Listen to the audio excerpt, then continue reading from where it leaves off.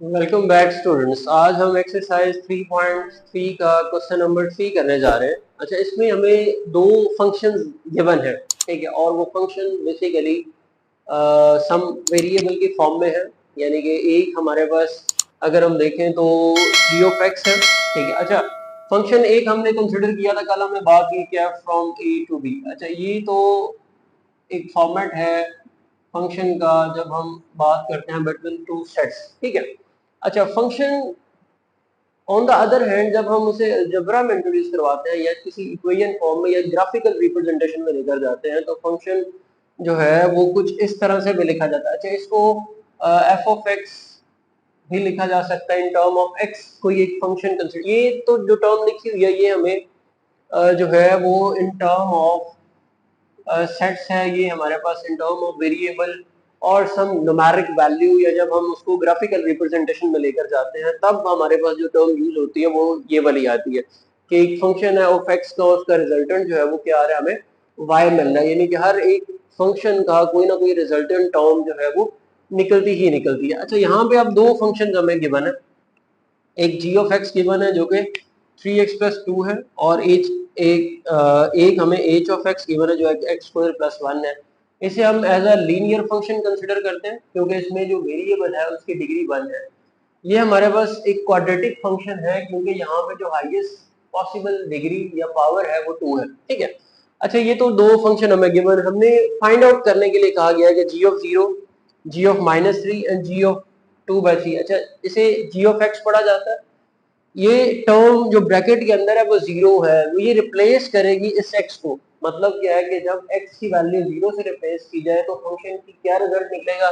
जब एक्स की वैल्यू -3 से रिप्लेस की जाए तो जी ऑफ एक्स का आंसर क्या निकलेगा। इसी तरह हर एक टर्म के लिए अलग अलग। अच्छा जी, सबसे पहला जो हमारे पास है वो है जी ऑफ 0। हमने क्या करना है कि जी ऑफ एक्स वाला जो फंक्शन हमें गिवन है उसमें एक्स की जगह पर सिंपल हम क्या लगा देंगे, 0। 3 of 0 + 2 और रिजल्ट हमें क्या मिल जाएगा, 2। ये हमारा आंसर कंसिडर किया जाएगा, ठीक है। अच्छा जी, सेकंड जो टर्म है उसमें लिखा हुआ है जी ऑफ -3। तो हम क्या करेंगे, इस x को रिप्लेस करेंगे विद -3। 3 × -3 + 2, ये क्या बन जाएगा स्टूडेंट्स, 3 × 3 = 9, क्योंकि माइनस है तो -9 + 2, -9 + 2 -7, ठीक है। ये आ गया। इसी तरह हमारे पास जो थर्ड पार्ट है उसमें क्या दिया हुआ,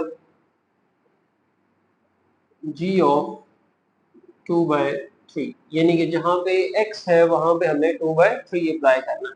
तो ये क्या आ जाएगा, 3 × 2/3 + 2, ठीक है। अब देखें, ये 3 और ये 3 कट जाएगा, ठीक है, डिवाइड हो रहा था, तो बाकी ये रह गया 2 + 2 = 4, ठीक है। ये थर्ड वाले का आंसर आ गया। फोर्थ देखें तो फोर्थ वाले में वो कह रहा है एच ऑफ 1 आपने फाइंड आउट करना है।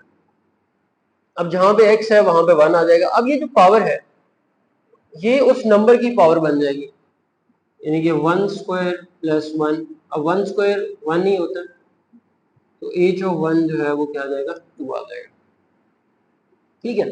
अब फिफ्थ वाले देखें तो एच ऑफ -4 है।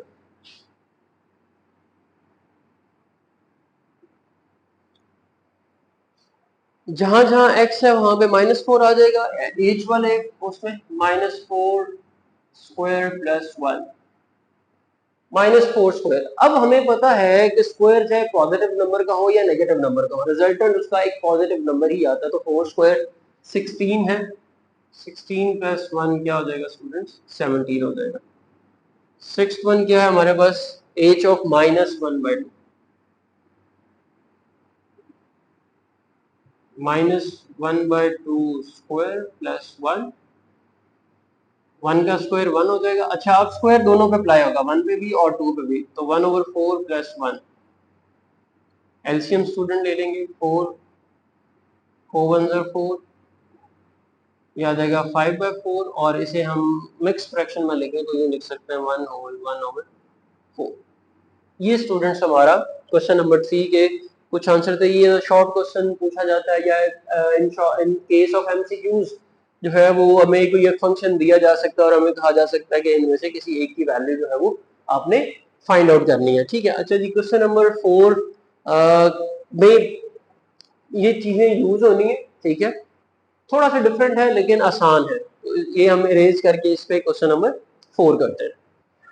जी स्टूडेंट्स, क्वेश्चन नंबर 4 है हमारे पास, उसमें वो कहता है कि हमें एक फंक्शन गिवन है f of x which is equal to ax plus b plus 1, और साथ में क्लेम करता है कि जो a और b हैं, यानी कि ये जो दो टर्म्स यहाँ पे दिखे हैं ये कांस्टेंट है और यही दोनों हमने फाइंड आउट करने हैं, लेकिन दो कंडीशंस भी साथ में दे रहा है। अब क्योंकि दो अननोन टर्म्स फाइंड करनी है, तो दो अननोन टर्म्स फाइंड आउट करने के लिए हमारे पास दो इक्वेशंस होनी चाहिए, तब जाकर वो फाइंड होंगी। अब वो इक्वेशंस हमें कहाँ से मिलेंगी? वो दो कंडीशंस हैं, एक है कि f of 3 is equal to 8 और एक है f of 6 is equal to 14, कि अगर हम यहाँ पे 3 प्लेस करें तो ये रिजल्ट जो है वो इक्वल होगा 8 के, और अगर 6 प्लेस करें तो इसका रिजल्ट आता है इक्वल टू 14। क्योंकि वहां पे a और b अननोन है, तो ये हमें इक्वेशन की फॉर्म में देगा, हमें एज अ होल नंबर जो है वो जनरेट करके नहीं देगा। ठीक है, अब पहली जो है अगर हम देखें अकॉर्डिंग टू कंडीशन 1 क्या रहता है। ठीक है, f of 3 जो है वो स्टूडेंट्स किसके इक्वल है? 8 के इक्वल। अब f of 3 का मतलब ये है कि फंक्शन जो हमें ओरिजिनल गिवन है वहां पे जो x है उसकी जगह पे 3 आ जाएगा, तो ये क्या हो जाएगा? a into 3 plus b plus 1 is equals to 8, और that will equals to 3a plus b, ये प्लस 1 है, यहाँ पे आके क्या हो जाएगा? -1, और हमें एक इक्वेशन मिलेगी 3a plus b is equals to 7। इसे हम इक्वेशन नंबर 1 कह देते हैं। ठीक है, इसी तरह स्टूडेंट्स दूसरी जो कंडीशन है उसमें f of 6 is equal to 14 है, according to condition number 2 f of 6 is equal to 14। अब जहां पे x है वहां पे क्या आ जाएगा? 6 आ जाएगा, तो ये हमारे पास क्या बन जाएगा? a into 6 plus b plus 1 is equal to 14, और इसे हम लिख सकते हैं 6a plus b is equal to 14 minus 1, और ये हमें क्या देगा? 30। अच्छा जी, ये हमारे पास स्टूडेंट्स आ गई इक्वेशन नंबर 2। अब हमने क्या करना है कि इस इक्वेशन नंबर 2 को और 1 को यूज करना, आइदर बाय एडिंग और सब्ट्रैक्टिंग, या हम सब्स्टिट्यूट मेथड भी यूज कर सकते हैं। आपने जो कोफिशिएंट सेम करने का मेथड भी क्लास 8 में पढ़ा हुआ है, इन्हें सब्स्टिट्यूट करके मेथड भी क्लास 8 में आपने पढ़ा हुआ है, तो दोनों में से कोई भी यूज कर सकते हैं। अब यहाँ पे क्योंकि b का वेरिएबल 1 है, सॉरी b का कोफिशिएंट 1 है, यहाँ पे b का कोफिशिएंट 1 है, तो हम इन्हें सब्ट्रैक्ट करके 0 कर सकते हैं, एलिमिनेट हो जाएगा। तो सब्ट्रैक्ट कर दें हम इक्वेशन नंबर 2 फ्रॉम 1। ठीक है, 1 फ्रॉम 2 करते हैं, तो क्या हो जाएगा? 6a plus b is equals to 13, और यहाँ पे हमारे पास स्टूडेंट्स क्या? 3a plus b is equals to 7। अब क्योंकि हम स्टूडेंट्स इन्हें सब्ट्रैक्ट कर रहे हैं, तो सब्ट्रैक्ट करने से क्या होगा कि ये जो पॉजिटिव साइन है ये नेगेटिव हो जाएंगे, सब्ट्रैक्ट कर रहे हैं ना, तो ये माइनस प्लस कट जाएगा। ठीक है, और यहाँ पे हमें क्या मिल जाएगा? 6 माइनस 3 3a, और 13 माइनस 7 करें तो 6 मिलेगा, और a की वैल्यू हमें यहाँ से 6/3 and we have a is equal to 2। ठीक है, हमें स्टूडेंट्स एक वेरिएबल की वैल्यू जो है वो मिल गई है, यानी कि एक कांस्टेंट नंबर जो हमें फाइंड आउट हो गया। दूसरा हमने करना, तो हम क्या करेंगे कि इस नंबर को आइदर इक्वेशन 1 में पुट कर लें या इक्वेशन 2 में पुट कर लें। Put in 1। ठीक है, तो जहां पे a है वहां पे 2 आ जाएगा। 3 into 2 plus b is equal to 7। 3 2s are 6 plus b is equal to 7। अब b चाहिए, 6 माइनस हो जाएगा, b is equal to 7 minus 1। This implies that b is equal to sorry 7 minus 6 and b is equal to 1। ये students हमारा जो दूसरा constant number है वो भी हमें फाइंड आउट हो चुका है। ठीक है, अच्छा जी, ये क्वेश्चन नंबर 4 है। सिमिलर पैटर्न पे क्वेश्चन नंबर 5 और क्वेश्चन नंबर 6 भी हम जो है वो भी करेंगे। ठीक है, इसको इरेज कर देते हैं, उससे पहले आप एक दफा इसको देख सकते हैं। ठीक है,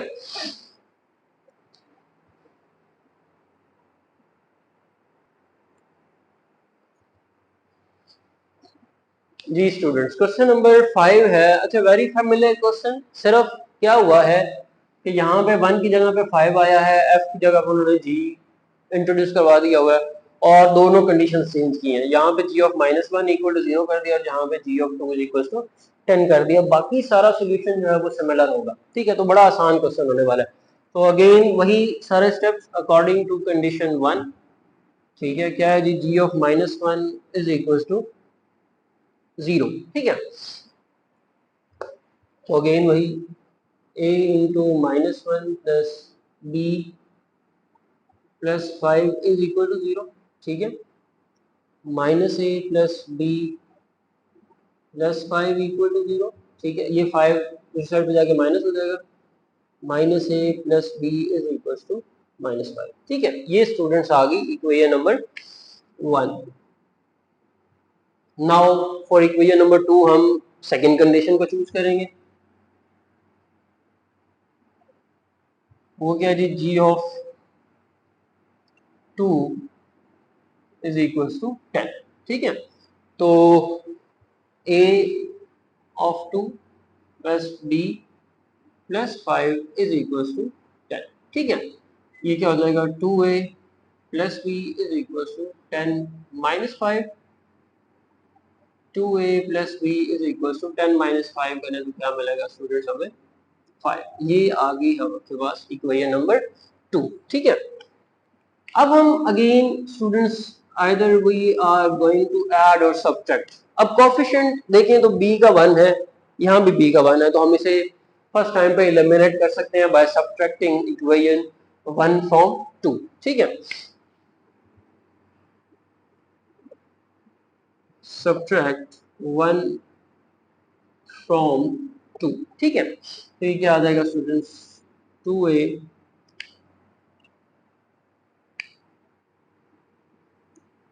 plus b is equal to 5 minus a plus b is equal to -5।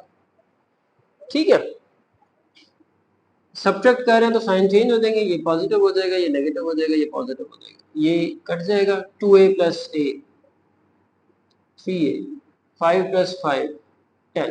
तो यहाँ से a की वैल्यू स्टूडेंट्स क्या बनेगी, 10 डिवाइडेड बाय, ये मल्टीप्लायर है, यहाँ पे आके डिवाइड हो जाएगा। तो a की वैल्यू स्टूडेंट्स हमें मिली है 10/3। इसको हम पुट करेंगे किसी भी इक्वेशन में ले लें, 1 में ले लें, 2 में ले लें, इट्स अप टू अस कि हम उसे इस इक्वेशन में पुट करते हैं। ठीक है,